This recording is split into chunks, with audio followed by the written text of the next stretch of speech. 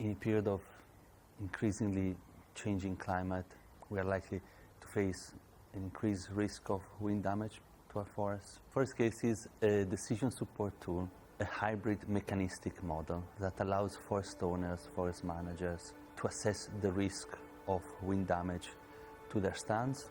The model is able to help make decisions at the right point in time of where to plan certain silvicultural interventions to minimize the risk of wind damage to a forest stand.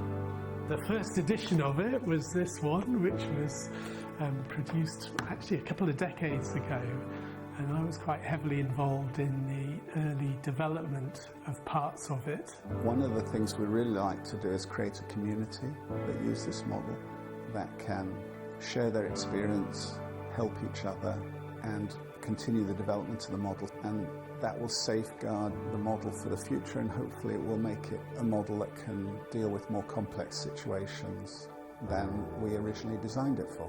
The ForestGALES model effectively does two things. It calculates the vulnerability of a stand or a tree within a stand and expresses that as the critical wind speed of damage. With knowledge of the localized wind climate, the model can then calculate the probability of exceeding the critical wind speed of damage. Wind risk is one of the topics that really concerns forest managers in the UK, and so forest researchers had it as a topic of focus and research for a number of years. But the exciting thing that's happening now is sharing it internationally. It seems to work anywhere in the world, it's even into the tropics. We're hearing from people that have been using the model and they've got new ideas how to do things, how we could do things better. So I think it will continue to develop and hopefully improve in its accuracy and precision in the future. The biggest privilege really and pleasure is to be able to work with the most incredible scientists and colleagues, such as Bruce Nichol and Barry Gardiner, who was the original creator of the model, Chris Quine, our chief scientist, and our former colleague Sophie Hare.